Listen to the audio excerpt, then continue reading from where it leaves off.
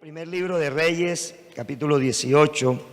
Nos ubicamos ahora en el versículo 41 y terminamos del 41 al 46. Leemos reverentemente en el nombre del Padre, del Hijo y del Espíritu Santo.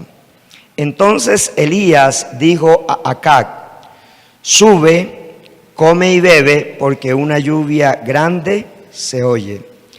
Acab subió a comer y a beber, y Elías subió a la cumbre del Carmelo, y postrándose en tierra, puso su rostro entre las rodillas.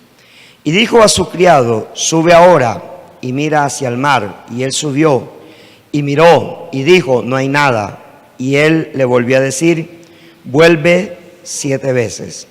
A la 7ª vez dijo: yo veo una pequeña nube como la palma de la mano de un hombre que sube del mar. Y él dijo: ve y di a Acab: unce tu carro y desciende, para que la lluvia no te ataje. Y aconteció, estando en esto, que los cielos se oscurecieron con nubes y vientos, y hubo una gran lluvia, y subiendo Acab vino a Jezreel. Y la mano de Jehová estuvo sobre Elías, el cual ciñó sus lomos y corrió delante de Acab hasta llegar a Jezreel. Amén. Como un hombre que confronta, luego es un hombre que anima. O sea, como un hombre que confronta a un gobernante títere tan malo como Acab, al final, cuando la bendición se acerca, cuando la bendición va a establecerse, al primero que le anuncia la bendición es al rey. Eso tiene una razón, porque al primero que le anunció la sequía, ¿a quién fue? Al mismo Acab.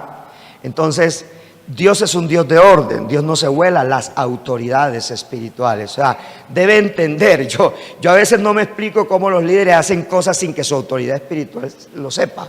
Porque el orden de Dios es que antes de que usted ejecute algo, o antes de que Dios ejecute algo, lo hace saber a través de sus siervos los profetas.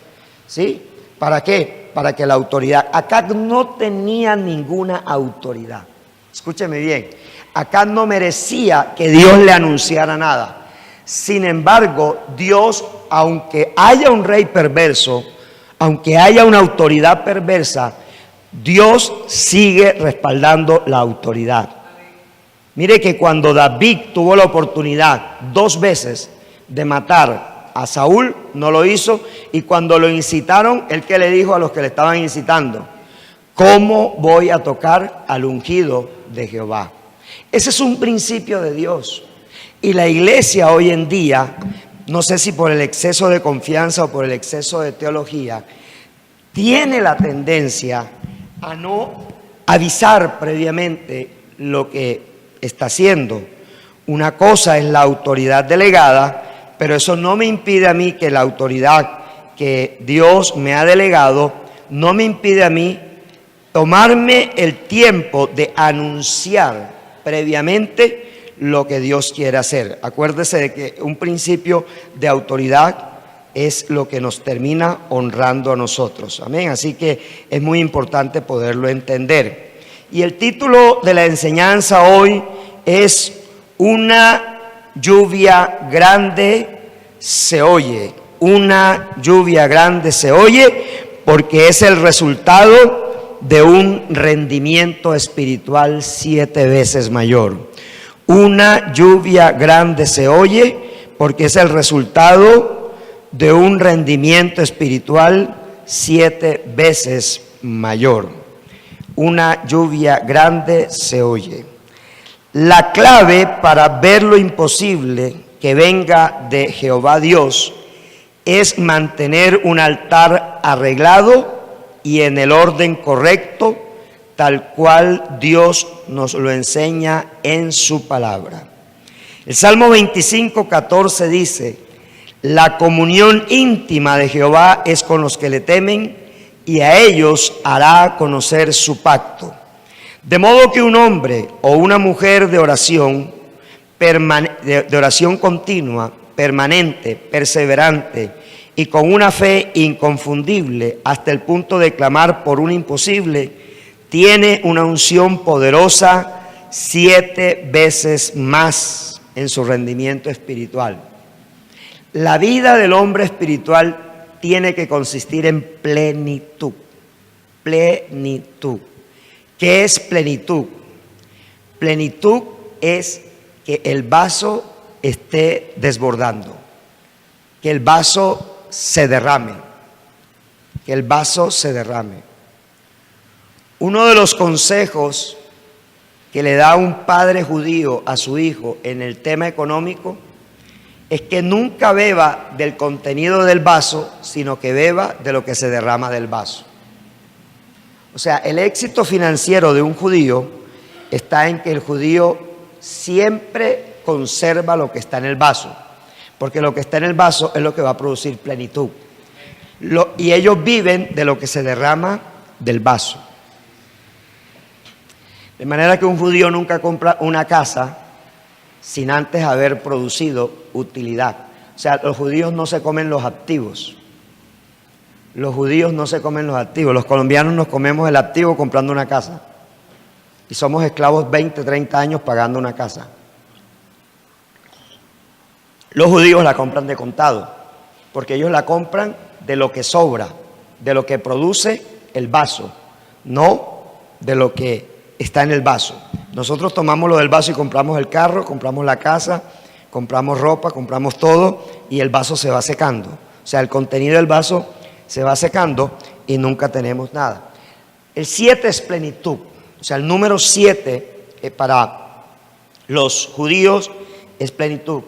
Y el 7 es un simbolismo del respaldo de Dios. O sea, el número 7 es un simbolismo del respaldo de Dios. Por eso Elías le dice a su siervo, vuelve 7 veces. Vuelve 7 veces. Mire, usted no puede esperar aprobación de Dios sin entrenamiento de Dios. Usted no puede esperar aprobación de Dios sin entrenamiento de Dios. La gente quiere las cosas con el chasquido de los dedos. Ya. ¿Cierto? Que Dios me sane ya. Que Dios me traiga las finanzas ya.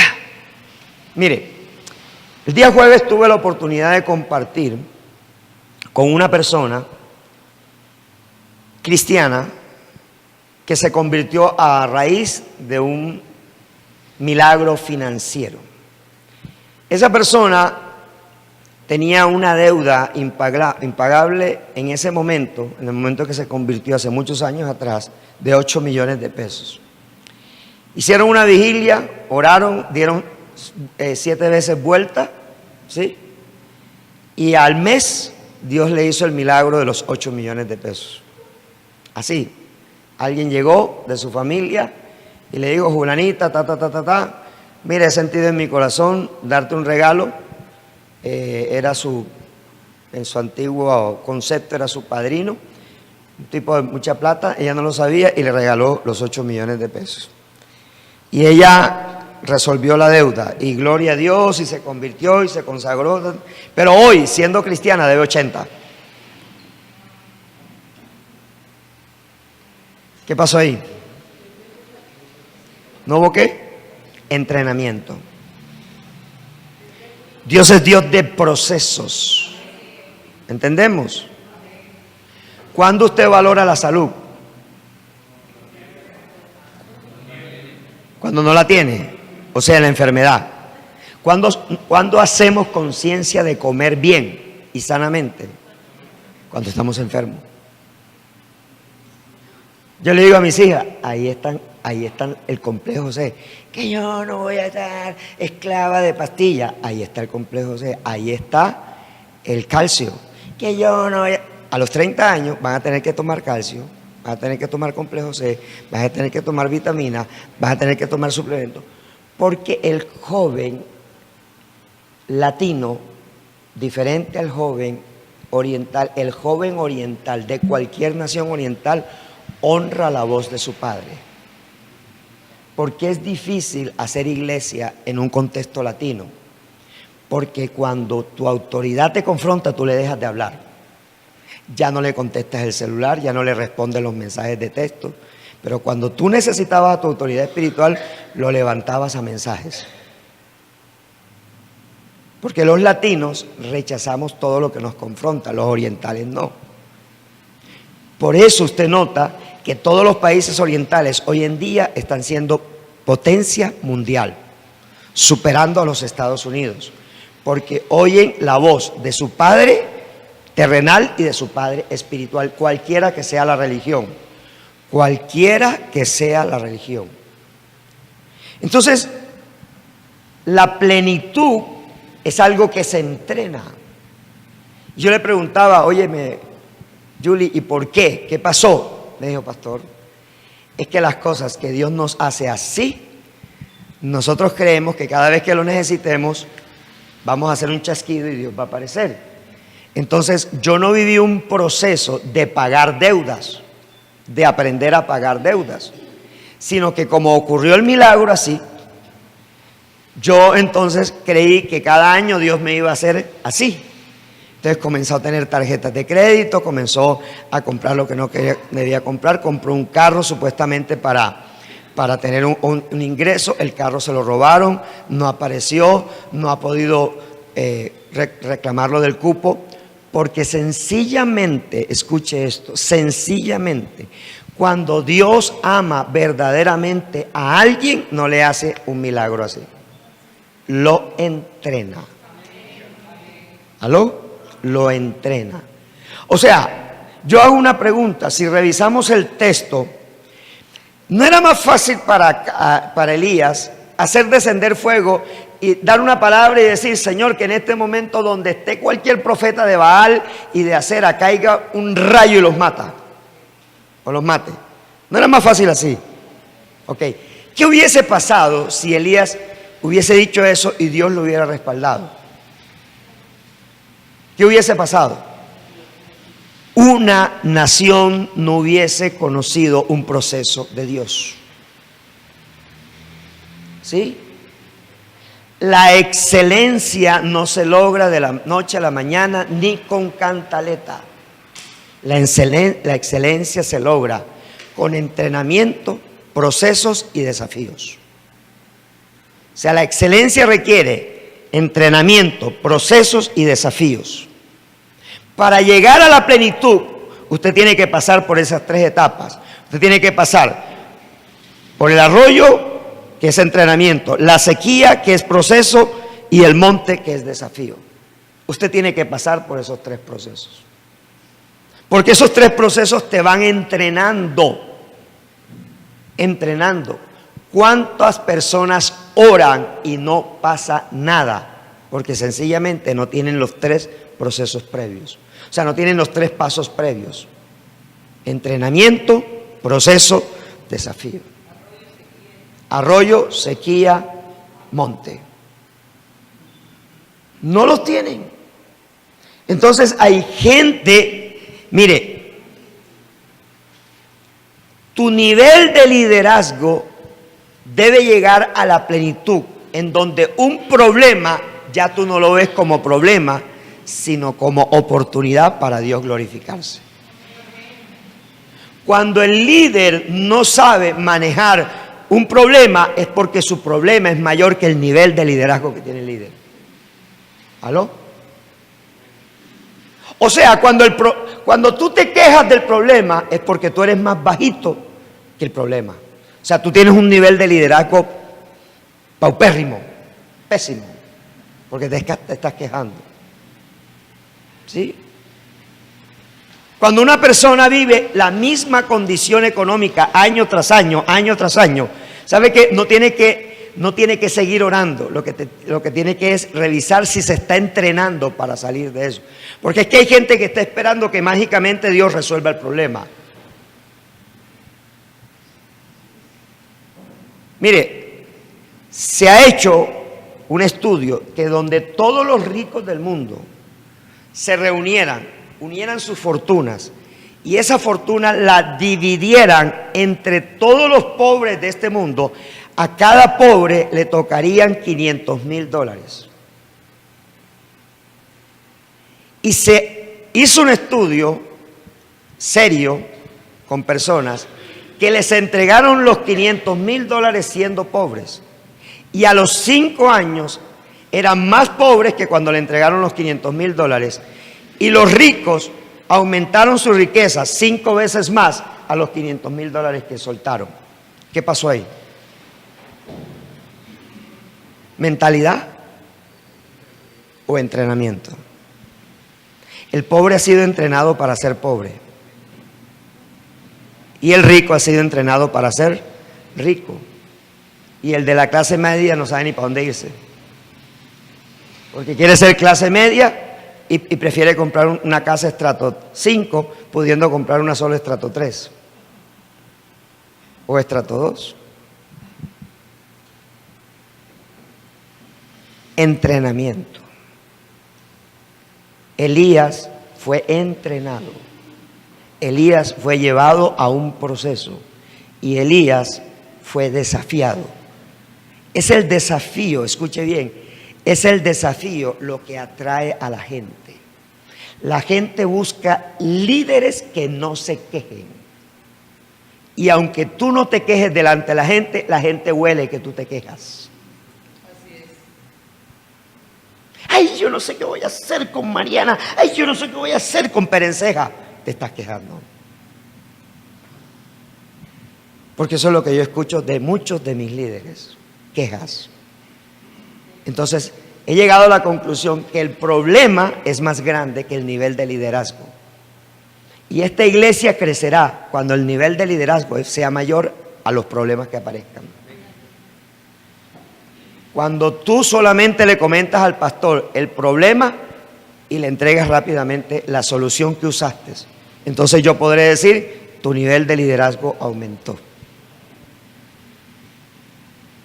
Cuando nuestro nivel de liderazgo aumenta, es porque ha aumentado nuestra capacidad de entrenarnos, nuestra capacidad de saber vivir los procesos, y los desafíos no nos abruman, sino que los necesitamos para crecer.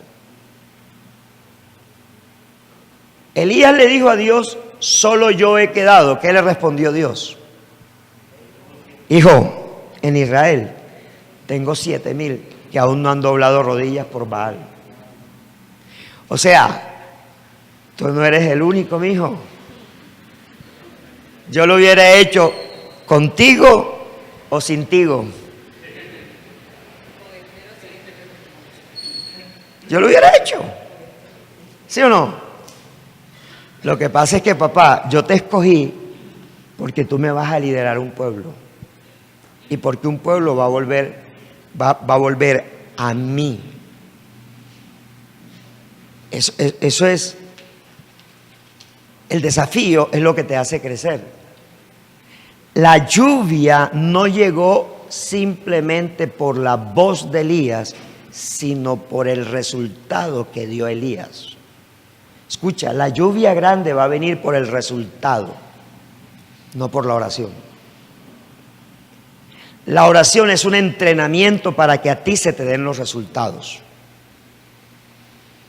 Eso es la oración, un entrenamiento para que a ti se te den los resultados. De manera que Dios tiene para esta iglesia una unción poderosa 7 veces mayor en rendimiento espiritual. Eso es lo que tiene para ti. Eso es lo que tiene para ti. Alguien me decía en estos días, pastor, ¿por qué el liderazgo no viene a estas enseñanzas tan tremendas que hemos tenido en Pentecostés? Y yo llegué a la conclusión que el enemigo coloca espíritu de sueño en las personas. Si no, pregúntese, si a usted le saliera un viaje todos los martes y miércoles a las 4 de la mañana, de 4 a 5, y usted sabe que tiene la oportunidad de hacerlo y eso le va a representar 200,000 pesos en cada día, si no lo haría. O si usted no iría a trabajar si su jefe le dijera, lo necesito mañana a las 4 de la mañana. pero como estamos escuchando una voz distinta, ¿sí? Mire, jamás usted podrá tener una voz profética hacia afuera si primero usted no tiene una voz profética hacia adentro. O sea, si usted hacia adentro no tiene una voz profética que le muestre una visión, entre otras, si un líder espiritual no tiene una visión, no tiene un resultado. Porque un líder necesita tener primero una visión. ¿Por qué Cominos Dios me trajo a Medellín? Yo tengo que tener esa visión clara. O sea, ¿cuál es el propósito en el cual Dios nos dio vueltas? Por un lado, primero estuvimos en un salón de eventos que nos tocaba limpiar la basura para poder trabajar. Luego estuvimos en un apartamentico chiquitico que de ahí nos echaron. Luego estuvimos en un local que no cabíamos ni 40 personas.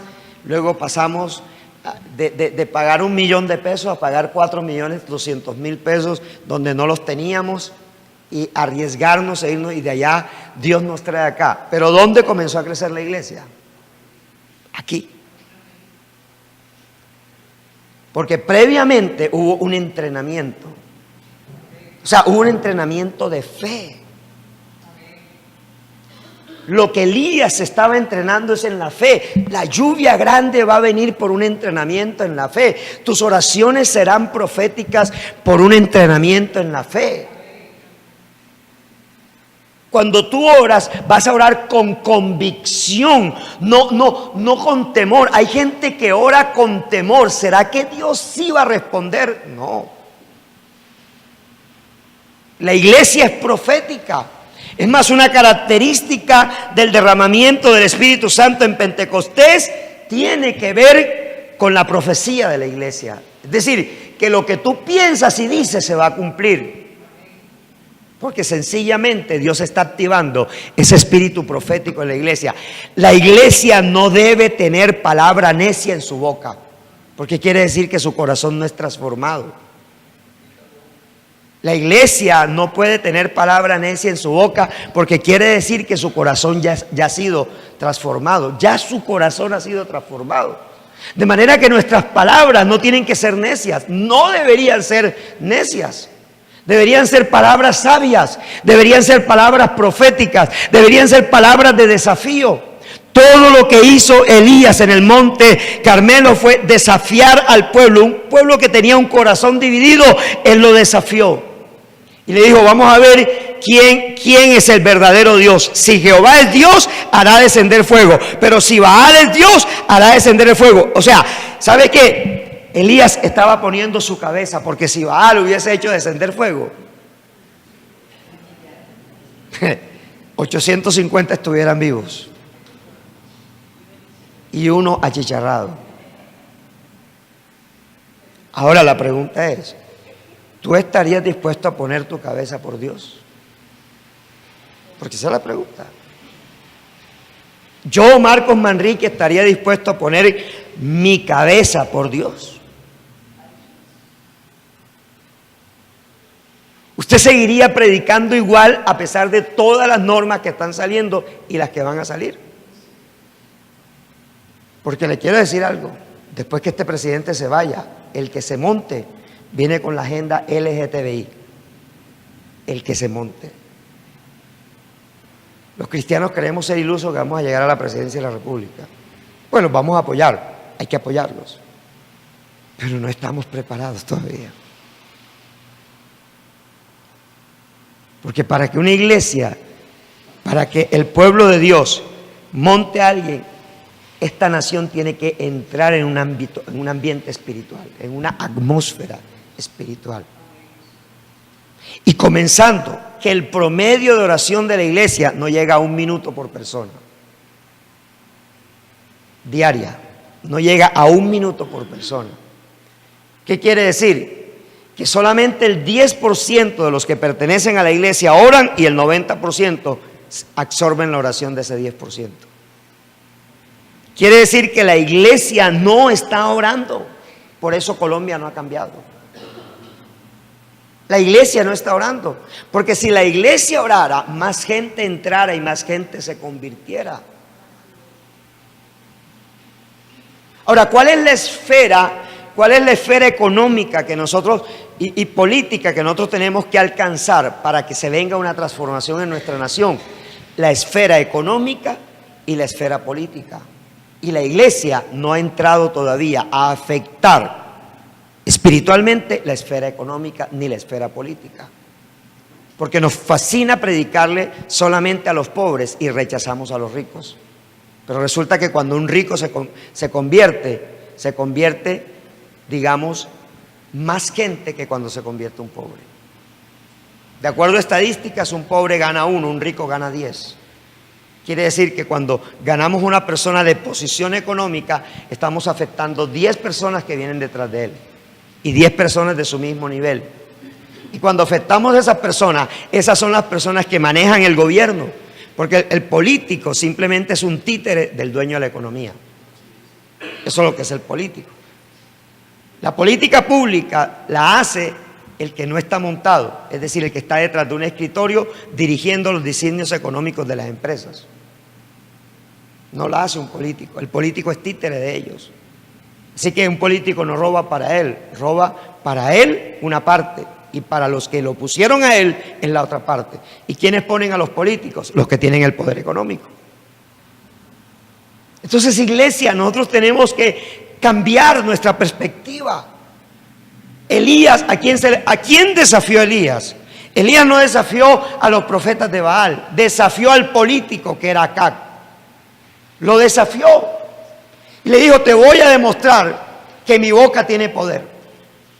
En el capítulo 17 dice: vive Jehová en cuya presencia estoy, que no habrá lluvia hasta cuando yo hable.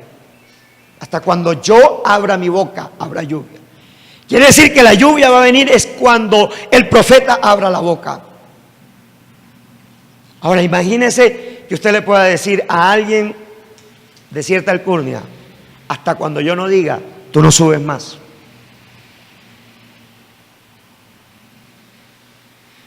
¿Por qué le tenemos más miedo a las maldiciones proferidas que a las bendiciones proferidas?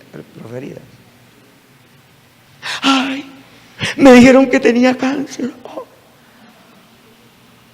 Y llega un profeta y te dice: Dios te dice que estás sano. Ay, pero es que yo veo que sigo igual.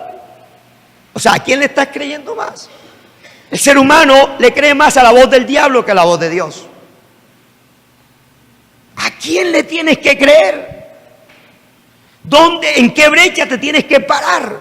Tienes que pararte en una brecha donde diga: aquí me paro. Si Dios lo dijo, yo lo creo. Mañana escucharemos el testimonio de Claudia García. Poderoso. Poderoso. Yo creo que van a ser los 5 o 7 minutos más poderosos que usted pueda tener. Invito a los jóvenes que mañana Claudia recoja la ofrenda para que dé el testimonio en la ofrenda. Y no es económico. O sea, lo que te quiero decir es que yo he conocido una Claudia que se levanta a las 2, a las 3 de la mañana, no porque yo duerma en su casa. Yo dormí en su casa, sí. Yo dormí en su casa cuando llegué aquí. Pero la primera alma que yo me gané en Antioquia, estando en Antioquia, porque ya yo en Barranquilla me había ganado paisas, la primera alma que yo me gané en Antioquia es Claudia García. Es la primera alma. Porque yo tengo convencimiento que todo lugar que pise la planta de mis pies, Dios me lo ha entregado. Ahora la pregunta es: ¿usted tiene ese convencimiento? Yo tengo un convencimiento que toda persona que estreche esta mano, Dios me la entrega. La pregunta es: ¿qué convencimiento tiene usted? ¿Qué convencimiento tiene usted? Porque yo un día hice un pacto con Dios: Señor, todo el que estreche esta mano, tarde o temprano, pero más temprano que tarde, te conocerá.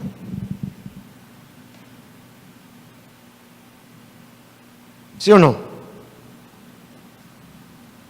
Es mi convencimiento. Ahora, ¿cuál es tu convencimiento? Porque Dios va a traer lo que tú pactes con Él. Dios va a traer lo que tú pactes con Él.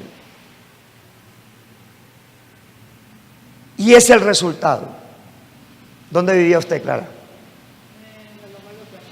Usted me conoció a mí en la Loma de los Bernales, Unidad del Altillo. ¿Sí o no? Ahí nos conocimos. Y un día cualquiera, ella no lo va a recordar, los dos entrábamos a la puerta y yo me presenté y le di la mano. Y aquí está.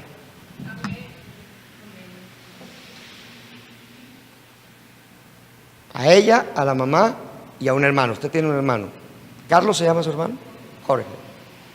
Que también le estreché la mano. O sea que aquí también va a estar. Convencimiento. Ese convencimiento luego entra en un entrenamiento, luego entra en un proceso y viene luego el desafío. No es en mi tiempo, en el tiempo de Dios. Yo viví 5 años en el Altillo, apartamento 605, 5 años en el Altillo. Y que yo sepa del Altillo, mi esposa y yo conocemos ya más de 5 personas convertidas. Porque la palabra no regresa vacía. Ahora, revísese. ¿Por qué usted no gana almas? Y yo le preguntaré, ¿cuál es el pacto que tú tienes con Dios? ¿Tienes un pacto con Dios? Si no tienes un pacto con Dios, serás árbol seco. Nunca dará fruto. No estoy profetizando, lo dice la palabra. O sea, si los coordinadores hacen un pacto con Dios, las multitudes le llegan. Pero no lo tienen. ¿Qué tenía Elías con Dios? Un pacto. Tenía un pacto. ¿Cuál es el pacto de Elías? Voy a restaurar un pueblo. Señor, me voy a meter en el desafío. Me voy a meter en el desafío, Señor. Pero aquí en la candela, o mi vida o la vida de ellos. Hizo un pacto. No lo dice ahí literalmente. Pero si no descendía fuego de Jehová, ¿de quién era la cabeza que iba a rodar? De Elías. Ahora, la cabeza de Elías implicaba un pueblo que se salía del pacto de Dios.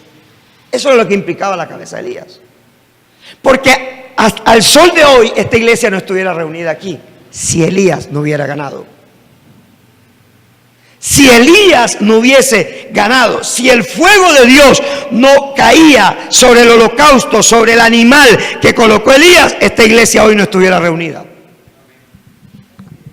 Porque ¿sabe quién sería el Señor de la tierra? Baal. Y es lo que yo quiero que entiendas, iglesia.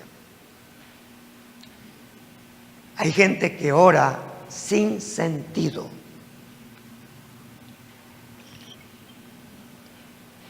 El domingo en la noche prediqué en la iglesia de un amigo, Luis Tavares, y el Espíritu me dijo, hablé del texto del 17 de este capítulo. Mira, el Espíritu me dijo, yo tengo tanta riqueza que estoy hastiado de las oraciones pobres de mi pueblo. Tengo tanta riqueza para mi pueblo que estoy hastiado de las oraciones pobres de mi pueblo. ¿Qué son las oraciones pobres de mi pueblo? Comida, bebida, salud, bienestar, esas son las oraciones pobres. Lo que ya está prometido. ¿La salud está prometida? Está más prometida que una EPS. Y es mejor. Es mejor. El calzado, el vestido, la comida está prometida. Entonces, ¿para qué oras por eso? ¿Por qué oras por economía? Eso es una oración pobre. ¿Sabe qué es una oración rica? Señor, ¿dónde hay que ir a trabajar? Muéstrame dónde, preséntame a la persona que hoy le voy a compartir de ti. Permíteme la oportunidad de tener 10 minutos contigo, de hablarle 10 minutos de ti a esa persona y que algo la afecte. Ahora vuelvo a repetir. ¿Cuál es tu pacto con Dios a partir de hoy? Porque es que a partir de hoy no tienes excusa que no tienes un pacto. ¿Cuál es tu pacto con Dios? ¿Y usted me ha escuchado esto decirla esta primera vez? ¿O cuántas veces me lo ha escuchado usted decir? Ahora la pregunta es, si me lo has escuchado muchas, ¿no será que Dios te ha hablado y no le has prestado atención?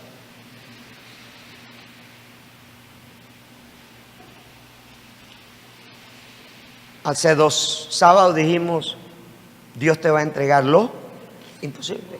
Ahora la pregunta es, ¿sabes cómo? ¿Ya te sentaste a decirle, Señor, ¿sabes cómo?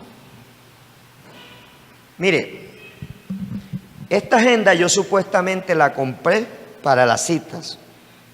Y esta agenda tiene mis conversaciones con Dios. Mis conversaciones con Dios. Y aquí Dios me ha dado secretos que todavía no se han activado, pero aquí están mis conversaciones con Dios. Hacía rato yo no escribía a mano mis sermones, y yo los escribo primero a mano y luego los paso al computador. Hago doble trabajo. ¿Sabe por qué? Porque espiritualmente eso simboliza algo. Eso simboliza activación. ¿Y sabe a quién se lo aprendí? A un hombre poderoso en guerra espiritual, oración, y un hombre profeta tremendo, Elmer Benjumea. Escribe primero sus mensajes y luego los pasa a la computadora.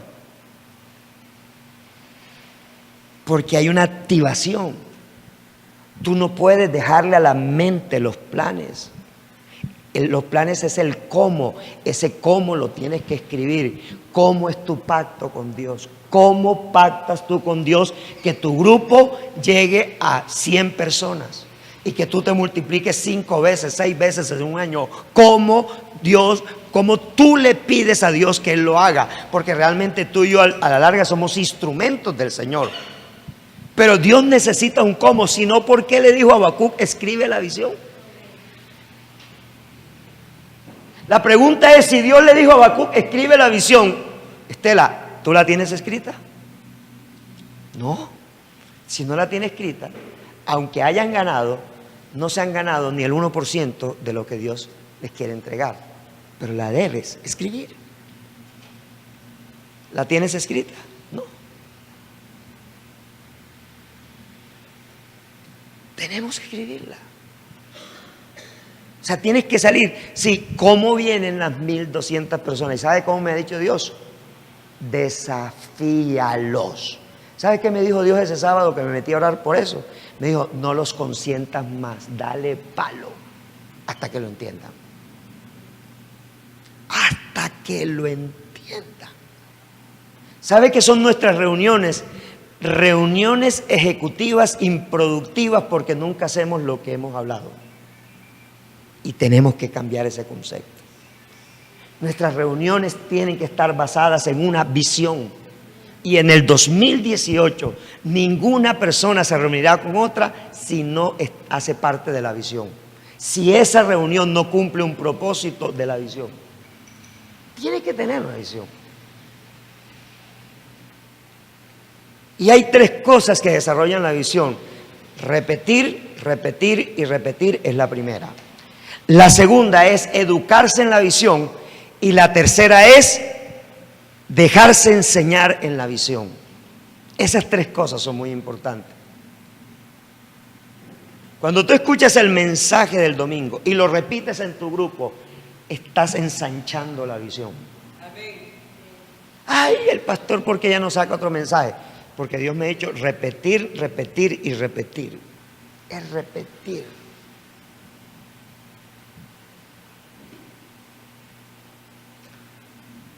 Si aquí se está trabajando el fruto del Espíritu, en los niños se tienen que estar trabajando en el mismo mes el fruto del Espíritu. Repetir, repetir, repetir, repetir, repetir. Ensancha la visión. Nosotros necesitamos tener una visión ensanchada, no limitada. No mires tu imposibilidad para lograr lo que le has pedido a Dios. Mira la posibilidad que hay en Dios. Porque lo imposible, Dios es el único que lo vuelve posible. Pero, ¿sabes? Dios solamente lo va a volver posible si tú lo crees bien adentro. No afuera. No afuera. Es bien adentro.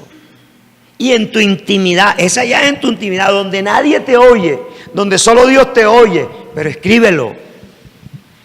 No sabes cómo orar. Toma un cuaderno Llámalo mi tiempo con Dios y escribe, escribe. Yo admiro a Hasley, que cuando va a hablar conmigo, él me trae su cuaderno de intimidad con Dios. Y me dice, mira pastor, mira, Dios en tal fecha me dijo y tú hoy hablaste de esto, y ayer hablaste de esto, y por eso me quiero reunir contigo. ¿Cómo no vas a creer tú que Dios va a potenciar ese liderazgo? Hoy tú lo ves sentado ahí, pero mañana tendrá una iglesia de multitudes, porque Dios está ensanchando el corazón. Un día bebió del vaso de agua que yo dejé por la mitad, y aquí dio el testimonio del por qué él bebió de ese vaso de agua. Porque para él ese era un simbolismo de tomar de la sabiduría que Dios me ha dado a mí. Pues lo digo muy humildemente. Pues soy hombre. Y maldito el hombre que confía en el hombre, dice la Escritura. Pero está bebiendo ¿de qué? ¿De qué bebía Samuel? De Elí. ¿Elí estaba bien? No. Pero Samuel bebía de Elí. ¿Y quién terminó siendo Samuel? ¿Y quién terminó siendo Elí? Yo me puedo equivocar, pero si tú bebes de lo que Dios me da, Dios te levanta. Y te pone en lugares altos. Así es. Y te pone en lugares altos. Eso fue lo que pasó con Elías. Y observemos 5 principios. No los voy a explicar todos a profundidad, pero quiero que observemos 5 principios que desatan la plenitud de Dios en tu vida. Primer principio, activar la oración que produce la bendición. Mira, el principio es postrarse. Lo primero que hizo Elías cuando su sirviente no veía nada que oliera a lluvia, dice que Elías se postró ¿dónde? En tierra. Elías se postró en tierra. Dice el versículo 42, y postrándose en tierra, puso su rostro entre las rodillas. Ahora, una pregunta interesante. Si en el 17:1 dice que no lloverá más sino por su palabra, ¿por qué en el 18:42 él dobla rodillas? ¿Por qué se postra en tierra? ¿Y por qué ora? Porque es que el hombre de oración tiene autoridad delante del inconverso, pero esa autoridad se la gana delante de Dios. O sea, nuestra autoridad es ganada en las rodillas, es ganada delante del Señor. Pero yo delante del inconverso no me tengo que arrodillar a orar para que Dios obre. Delante del inconverso uso mi voz de autoridad. ¿Estamos entendiendo? Mi voz de autoridad. Yo uso mi voz de autoridad delante del inconverso. Mira, mientras Acab fue a buscar alimento natural, Elías fue a buscar alimento espiritual. Él fue a buscar la presencia de Dios. Ahora, ¿sabes algo? Elías sabía que en el monte Carmelo era el lugar perfecto para provocar el milagro de Dios, porque ya Dios había santificado el monte. O sea, ya había quitado todo lo que impedía que la bendición descendiera. Y quiero decirte algo. Elías permitió que el fuego de Dios descendiera, y al descender el fuego de Dios, recibió una respuesta de Dios que él mismo provocó. Y esa respuesta de Dios se llama respaldo. Cuando un hombre de Dios es entrenado, procesado y desafiado, el resultado se llama aprobación. Respaldo, respaldo, respaldo, respaldo, respaldo. Siervos, siervas, trabajemos por la excelencia. Trabajemos por la excelencia. Y la excelencia va a implicar tener que ajustar nuestras agendas para que el tiempo nos dé para hacer más cosas para Dios, pero en el trabajo de Dios. Ajustar nuestras agendas para eso. Ajustar nuestras agendas para eso. Segundo principio, para tener plenitud. Entender que las palabras de un intercesor, quiera o no, provoca un milagro. O sea, las palabras de un intercesor, quiera o no, va a provocar un milagro de la nada. Va a provocar un milagro de la nada. Mire lo que dice el versículo 43. Y dijo a su criado, sube ahora y mira hacia el mar. Y él subió y miró y dijo, no hay nada. ¿Qué había? ¿Qué había? ¿Qué había? No se ve.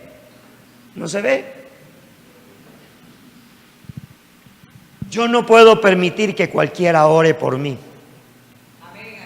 No. Yo no puedo permitir que cualquiera ore por mí.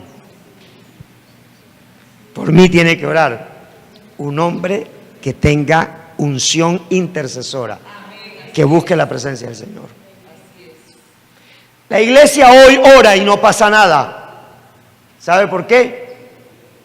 Porque muchas veces su líder no es un intercesor en el altar.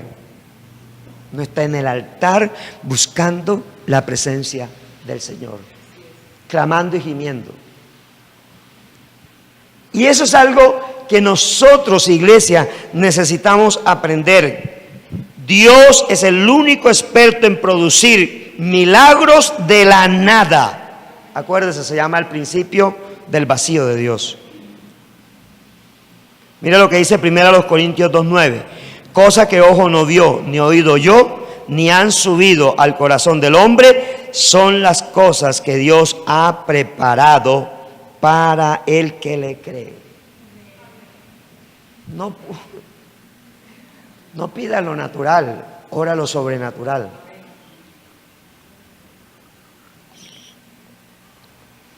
Mira, para muchos el imposible era 1, para mí el imposible son 10. Que Dios haga 10 veces más de lo que yo tengo en este momento. Ese es el imposible que hay que trabajar. Y el secreto para que la palabra de un intercesor produzca un milagro de la nada es que debe subir al monte para provocar la bendición de Dios a través de su oración. Usted y yo nos tenemos que volver provocadores, expertos de milagros que vienen de Dios. Hebreos 11:1 dice, la fe es la certeza de lo que se espera, la convicción de lo que no se ve. Pregunto, ¿tenía dudas Elías de que Dios respondería? No. Ahora la misma pregunta es para ti y para mí. Cuando oramos, ¿tenemos dudas de que Dios va a responder? Y si yo digo que no, tengo que creer que el milagro está hecho. Yo tengo que creer que el milagro está hecho. No puedo orar con incertidumbre. Por más difícil que sea el caso, si te tocó la oración a ti, es porque Dios va a orar a través de ti. Amén. Y escucha esta perla. Orar es proyectarse desde una hoja en blanco. Orar es proyectarse. ¿Sabe qué me decía en estos días? El Señor me decía, Marcos, la oración es una hoja en blanco donde tú escribes lo que tú quieres ver. Así me decía el Señor.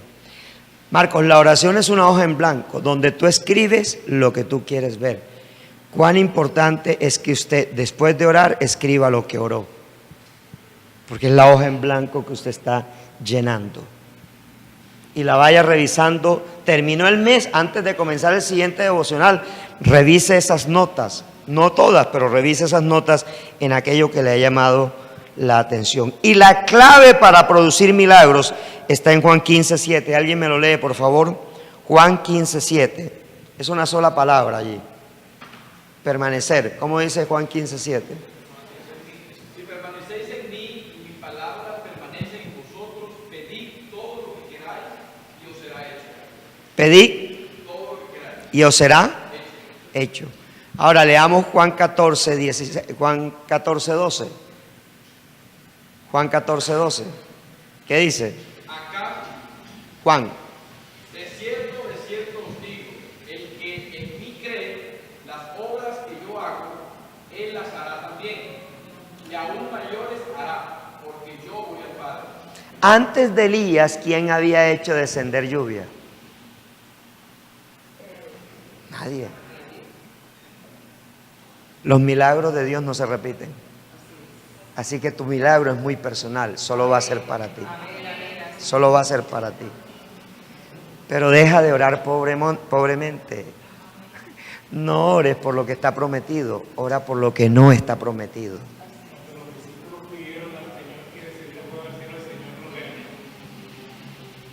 Porque se iba a repetir un milagro.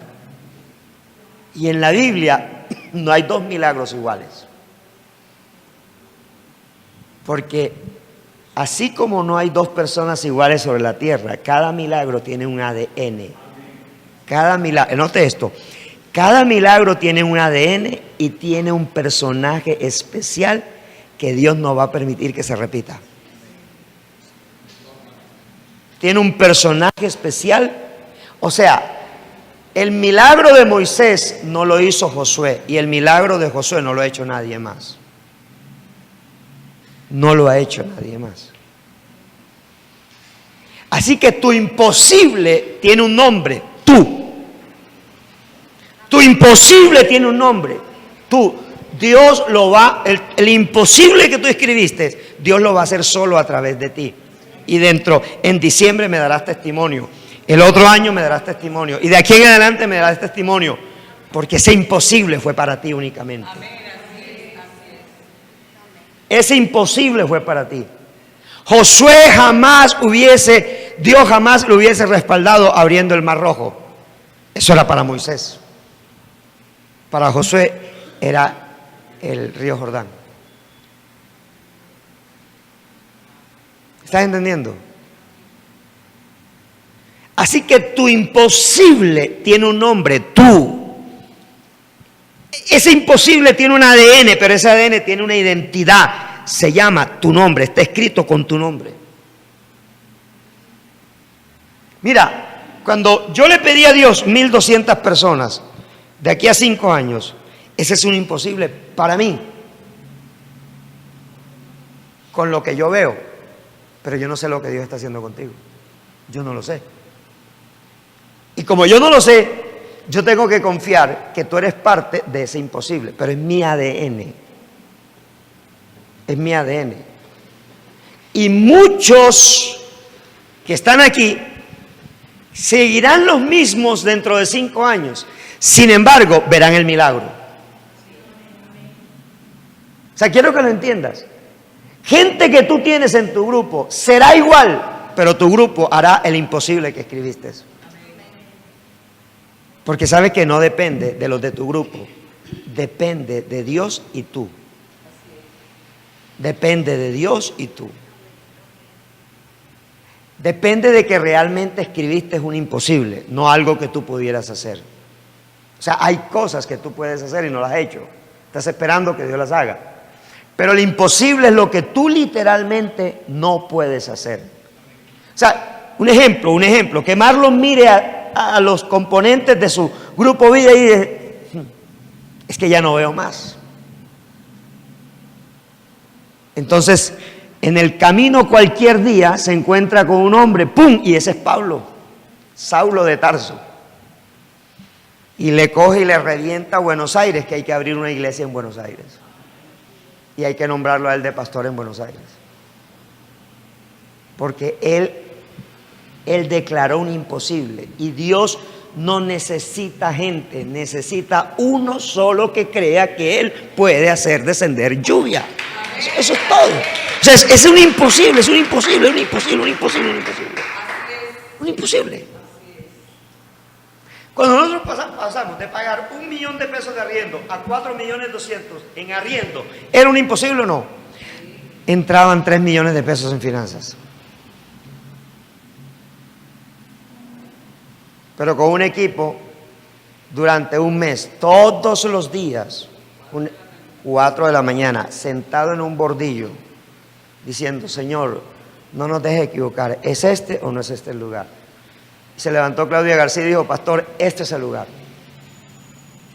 Y entremos y pedimos las llaves. Y ese lugar tenían 2 años que no lo alquilaban. Y entramos nosotros y le metimos plata. Hasta que un día Dios dijo, no más. Al lado quedaba un bar. Y Dios dijo, no más. Me los llevo de aquí.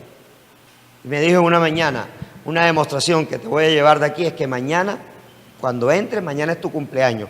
Cuando entres, tú vas a encontrar una carta donde te están pidiendo el lugar ya. Y cuando el hombre vino a ver este lugar, porque el dueño de ese lugar vino a ver este lugar, se rascaba la cabeza y decía, ¿qué me pasó a mí? ¿Yo por qué les pedí a ellos el lugar? Porque era una orden de Dios. Y yo recuerdo que nosotros recibimos la carta un miércoles. El jueves nos estaban entregando este lugar y el domingo 14 de junio estábamos nosotros haciendo el primer culto aquí. O sea, un milagro de 3 días. El día sábado a las 8 de la mañana esa división no estaba. No teníamos plata. Llamamos a un pastor, nos mandó una persona, compró los materiales y rasguñando por un lado, por otro lado, uno ponía una lámina, otro ponía otra lámina, otro ponía otra lámina, otro, el mismo que vino y puso plata y puso láminas y puso de todo y después se la pudimos pagar como un mes después. Y eso, recuerdo que eso estaba feísimo cuando hicimos el primer culto. Pero es que allí es donde vemos la gloria de Dios. En lo que tú, humanamente hablando, no lo puedes hacer. Entonces es donde necesitamos hacer lo mismo que hizo Elías. Elías sabía que Dios iba a hacer llover, pero Elías sabía que lo que iba a acelerar el tiempo de Dios se llama el monte, porque el monte es el lugar del desafío. En ese desafío 7 veces más, unas rodillas, plenitud. Él oró hasta que algo suceda. Hay que orar hasta que algo suceda. Hay que orar hasta que algo suceda, con convicción, no con temor, no con miedo de que voy a quedar avergonzado, porque Dios no te va a dejar avergonzado. Dios no te va a dejar avergonzado. Dios no te va a dejar, y nos lo dijo en Oseas. No nos va a dejar. En Amós también nos lo dijo. No nos va a dejar avergonzados. ¿Usted cree que un pueblo que ha recibido tanto palo en 8 capítulos, en el 9º, recibe una respuesta poderosa como la que Dios le da? Yo siempre me he preguntado, Señor, todas las promesas las dejaste para 4 versículos nomás. Todas las promesas, los dijo, ¿sabes? Los levantaré, los haré árbol frondoso, árbol fructífero. O sea, la tierra que ustedes conquisten, nadie se las va a arrebatar. Yo los voy a plantar, yo los voy a levantar. Esas son promesas de Dios para ti. Tú no le trabajas al hombre, tú le trabajas a Dios. Y el que le trabaja a Dios recibe bendición en abundancia de Dios. Tercer principio, ora hasta que algo suceda. Ora hasta que algo suceda. 7 representa lo perfecto, 7 representa lo que viene de Dios. ¿Sí? Si el 7 representa perseverancia, entonces ora empecinadamente, pero sobre todo con determinación. Ora con una determinación profunda. Elías oró hasta que vio una nube del tamaño del puño de la mano. Dice allí, a la 7ª vez veo una pequeña nube como la palma de la mano, como la palma de la mano de un hombre que sube del mar. Y entonces la respuesta de Elías es, ve y di a Acac, unce tu carro y descienda para que la lluvia no te traje. Si él está viendo una nubecita, ¿cómo sabe que es un aguacero inmenso? Por la visión que tiene de Dios. Yo te invito a que replantees tu imposible. Yo te invito a que replantees tu imposible. Porque si tu imposible es crecer en 5 grupos, replantéalo en 10. Es que es más difícil. Es más difícil. Dígame qué combustión puede producir el agua. Sin embargo, Elías dijo: hagan la zanja, traigan un cántaro, lo echaron ahí, traigan otro cántaro, lo echaron ahí, un tercer cántaro, lo echaron ahí, y el fuego descendió. Y lamió el agua. ¿Imposible o no? Imposible. Necesitamos ser desafiados en lo imposible. Yo no sé qué va a hacer Dios con Pablo, pero no se ha perdido un solo día del tiempo profético de Pentecostés. Y yo quiero que le comience a prestar atención a este jovencito, porque en este tiempo Dios está levantando a un Elías en él. Está levantando, denle un aplauso al Señor, está levantando a un Elías en él. Ni sus líderes estuvieron todo el tiempo aquí, porque como dice Isaías 45, los secretos muy guardados es solo para el que Dios escoge. Así es, amén. Y eso hay que tenerlo en cuenta. Eso es poderoso. Porque Dios recompensa grandemente al que lo busca grandemente. Al que está poniendo toda la excelencia para buscarlo. Nunca ceses de orar hasta que Dios actúe. Debe haber sudor y lágrimas en tu clamor. Jesús sudó gotas de sangre, dice Lucas 22:44. Y tú y yo sudaremos hasta ver el poder de Dios. Allí mismo en ese tercer punto, orar 7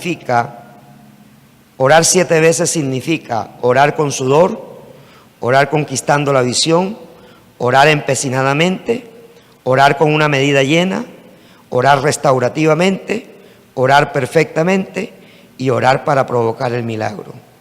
Orar 7 veces significa orar con sudor, orar conquistando la visión, orar empecinadamente, orar con la medida llena, orar restaurativamente, orar perfectamente y orar para provocar el milagro. Cuarto principio: tienes que someterte a un entrenamiento de oración permanente. ¿Dónde se gana la competencia un deportista? ¿En dónde? Dígalo duro. ¿Dónde lo gana? En el entrenamiento. En la competencia el deportista no se exige al máximo.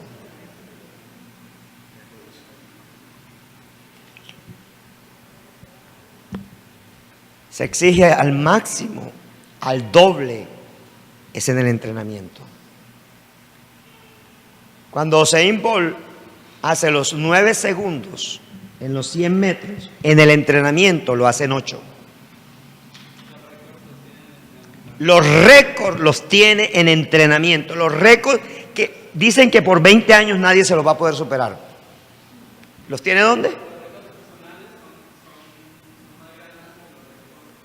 Que los récords deportivos, de competencia. Los récords personales de Usain Bolt son más grandes en el entrenamiento que en la competencia.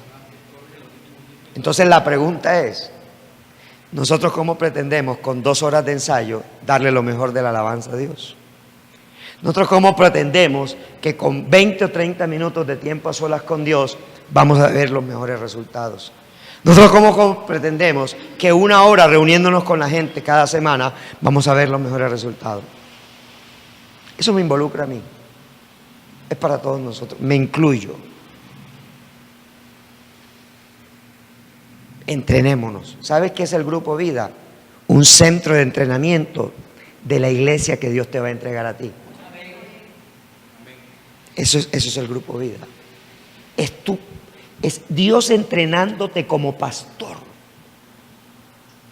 Si no puedes con 5 gatos, ¿cómo podrás con 1000? Es un centro de entrenamiento.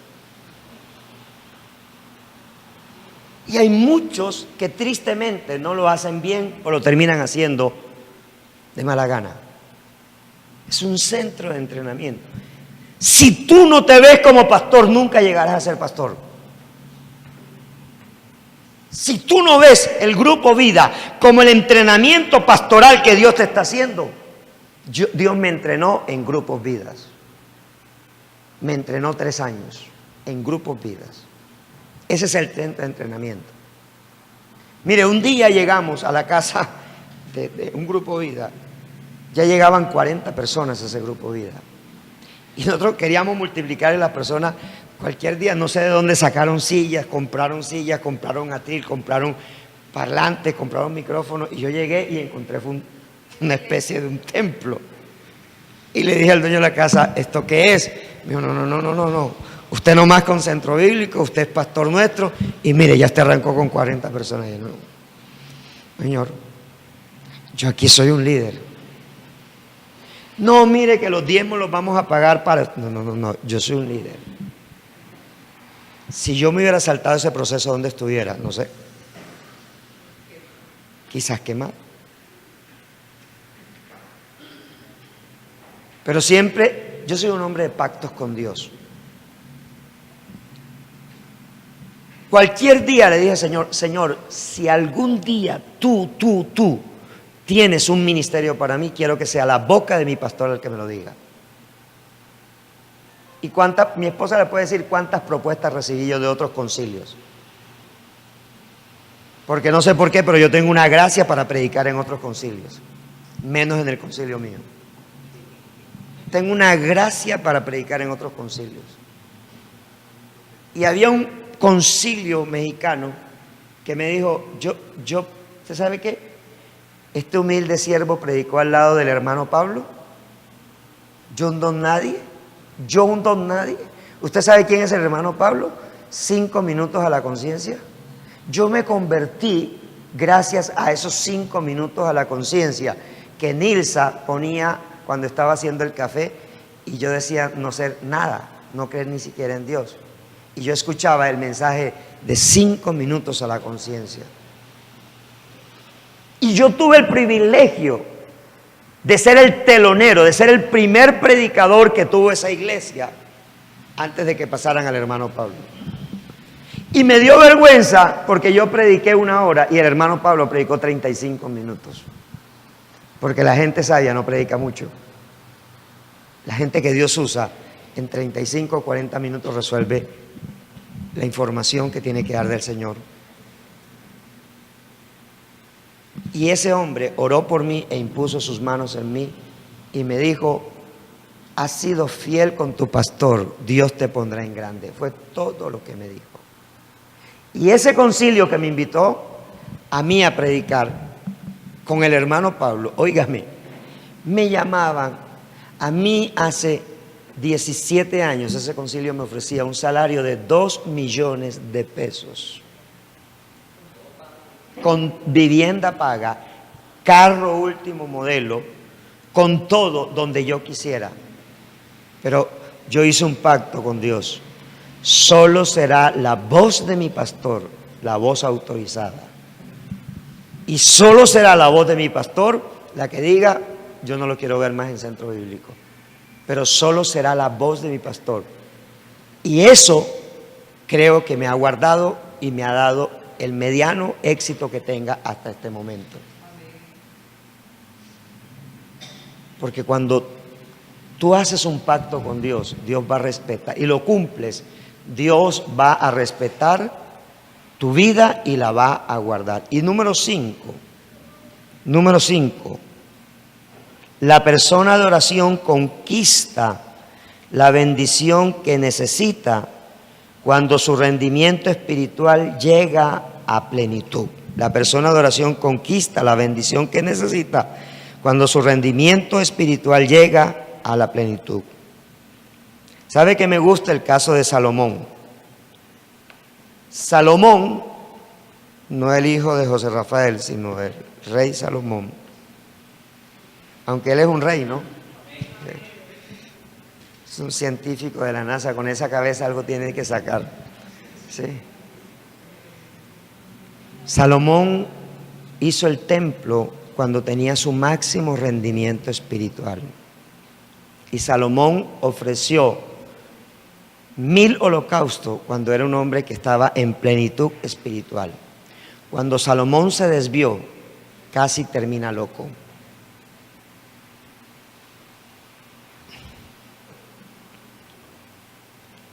Los grandes hombres de Dios han terminado en vergüenza. Los grandes ministerios han terminado en vergüenza. ¿Sabe por qué? Se nos olvida quién nos levantó. Así es. Se nos olvida de dónde Dios nos sacó. Y a mí siempre me gusta tener una foto que la conservo. Estaba chupadito así, o sea, los cachetes no eran para afuera sino para adentro. Chupadito, viejito, tenía 36 años y yo parecía de 60. O sea, ni ahora que estoy llegando a los 60, me parezco a ese fenómeno cuando yo tenía los 36 años. Chupado, flaco, talla 28, la barriga no era para afuera sino para adentro, era hundida, la prótesis la invirtieron, flaco, desganado, sin fuerzas, sin ilusiones, ojeroso, cansado. Y cuando yo veo que el ego se me levanta, yo saco esa fotico y la miro. Y le digo, mira porquería, acuérdate de dónde te sacó el Señor. Así me digo yo. Mira porquería, mira porquería. Mira de dónde te sacó el Señor. Y si tienes algún valor porquería, es porque Dios te lo ha dado. Eso es importante. Porque el día que alguno de ustedes o muchos de ustedes tengan una iglesia de multitudes, y lo profetizo en el nombre del Señor, usted se acuerda que usted es una porquería. ¿De dónde la sacó el Señor? ¿De dónde te sacó el Señor? Yo le mostré esa foto al pastor Iván Yepes y decía, Marcos, no puede ser, es que no te pareces. Es que no eres, pastor, soy yo. La camisa talla S. Volaban. Ese. Y hoy vengo peleando hace más de un año para llegar nuevamente a ese y no he podido llegar. Volaban. Pero ¿sabes qué? Dice la Escritura que Él levanta del polvo al menesteroso y lo sienta entre los príncipes, principales y gobernantes de su tierra. Plenitud. Plenitud la da Dios, nadie más. Yo conozco gente que tiene mucho dinero, que es rica. Me he estado rodeando hace un año de muchos ricos, pero escúchame, no tienen la riqueza que yo tengo, ni que tú tienes, no la tienen. Quiero que lo entiendas. Riqueza no es igual a sinónimo de dinero. Riqueza es plenitud. Porque una cosa que yo tengo clara es que yo soy rico porque tengo un padre rico y punto. Yo no voy a ser rico, yo soy rico. A mí nunca se me olvida que un día Carolina Serrano me dijo, pastor, es que yo en oración lo vi a usted muy, muy rico. Y yo me la quedé mirando y le dije, sí, es que yo soy rico, tengo un padre rico. Me dijo, no, pero es que además lo vi con mucha plata. Le dije, no, yo lo recibo, no hay problema, yo lo recibo. ¿O usted la despreciaría? Si llegara Bill Gates y le dijera: venga Felipe, le voy a regalar $1 millón aquí, ¿usted lo despreciaría? Déjeme yo oro a ver si eso viene de Dios. Plenitud. 7 días, 21 días de ayuno. Plenitud. Tú vas a escuchar, profetizo, vas a escuchar de aquí a mañana una lluvia grande en tu vida. Vas a escuchar una lluvia grande en tu vida. Pero eso va a implicar compromiso. Compromiso. Búsqueda del rostro de Dios. Entrenamiento, proceso, desafío, y la lluvia se llama aprobación. Resultado. Elías fue aprobado por Dios no en el monte Carmelo. Elías fue aprobado por Dios en la lluvia. Entiéndelo.